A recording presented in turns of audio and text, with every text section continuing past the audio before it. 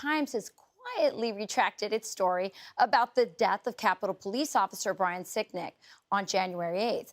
The Times wrote that Sicknik died from brain injuries that he, quote, sustained after Trump loyalists who overtook the complex struck him in the head with a fire extinguisher. But now medical experts are saying that's not true. And the paper is backpedaling, admitting that it's possible he was never even hit at all. Joining me now is Molly Hemingway, Federalist senior editor and a Fox News contributor.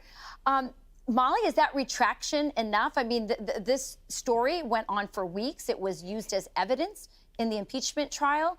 What do you say about this?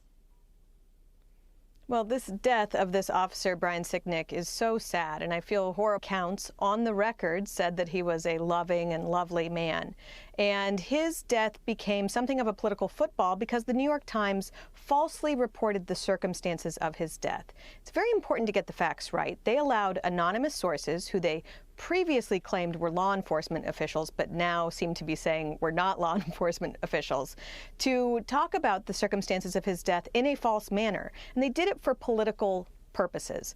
Our media, unfortunately, are so corrupt that they're willing to put forth a false story, a knowingly false story in some cases, and use it for political gain for weeks or even months or even years at a time. And then they think they can quietly backtrack when the reality is too difficult for them to ignore. They did retract this, but they did it quietly. They didn't admit they were retracting it. But the update shows that they were completely wrong in what they reported. And it really caused a lot of harm to the national debate that we were having at a very important time. This is just one example of how false the narrative has been about the situation that's going on in this country in a general sense, but also in this very specific sense about what we were dealing with at the Capitol on January 6th.